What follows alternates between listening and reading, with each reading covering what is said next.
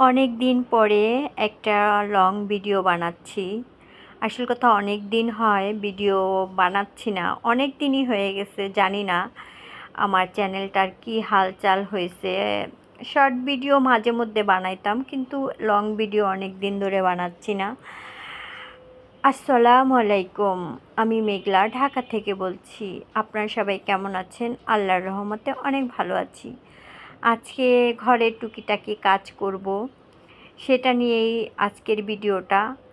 আসলে কোথা থেকে অনেক দিন ধরে যেহেতু ভিডিও বানাচ্ছি না, তো কথাগুলো সব এলোমেলো হয়ে যাবে, কাজগুলো সব এলোমেলো হয়ে যাবে।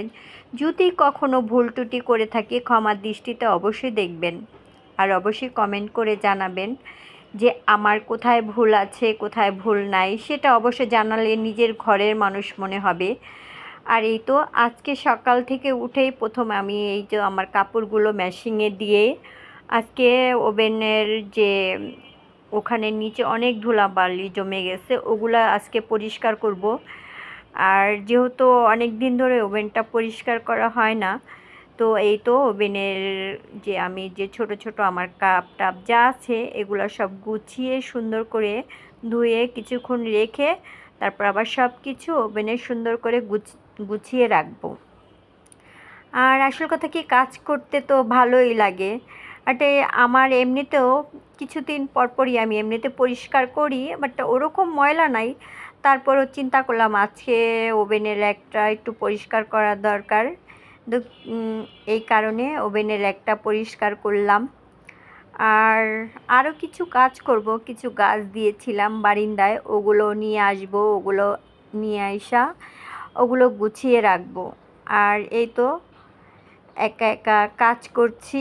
আর সত্যি কথা অর্থে যে কাজ করতে ভালোই লাগে, আবার কিছু কিছু কাজ করতে অনেক বিরক্তও লাগে।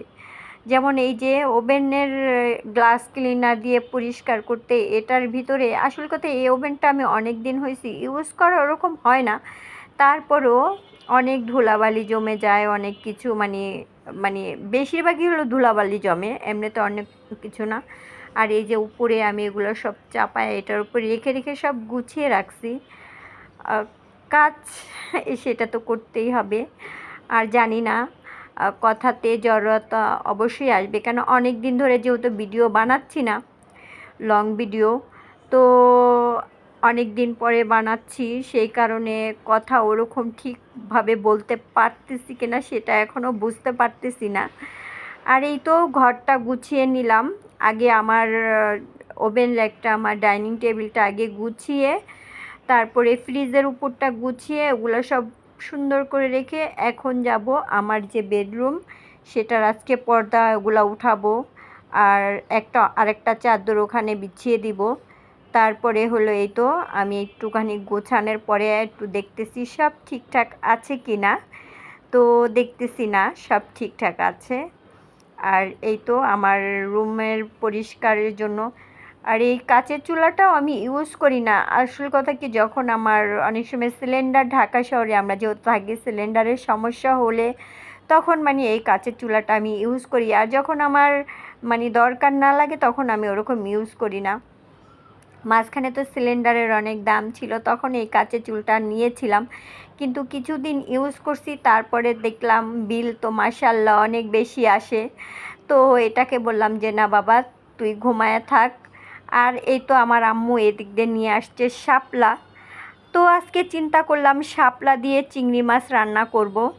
তো আম্মাকে দিয়েছি এগুলা কাটাকাটি করার জন্য, আর আমি এদিক দিয়ে ঘরের কাজ করি। আমার ঘরের ভিতরে আমার যদি সঙ্গী থাকে সেটা আমার মা। আল্লাহর কাছে লাখ শুক্রিয়া, যার মা আছে তার কাছে সব কিছুই আছে। তো এই কারণে যে একটা বান্ধবী বলেন, বন্ধু বলেন, যাই বলেন, সব কিছু মার সাথে শেয়ার করা যায়, বলা যায়। তো আমি সেরকম আমার মার সাথে সব কিছু শেয়ার করি, বলি। আর আমার কাজের থেকে আমার মা অনেক ভালো কাজ করতে পারে, তো আমার মা সবসময় রান্নাঘরের কাজটা আম্মা করে। আর আমি হলো বাহিরে যেগুলো হলো যেমন মোছামুছি, কেন আমার যেহেতু হেল্প করার জন্য কেউ নাই, আমি নিজেই এক, আর আমার মা তো একাই 100। তো সেই কারণে আমাদের কাজগুলো আমরা নিজেরা করতেই অনেক পছন্দ করি। আর আপনাদের কাছে আমার ভিডিওটা কেমন লাগছে অবশ্যই কমেন্ট করে জানাবেন। অনেক দিন পরে একটা বড় ভিডিও বানাচ্ছি, ভুল ত্রুটি হলে ক্ষমার দৃষ্টিতে দেখবেন।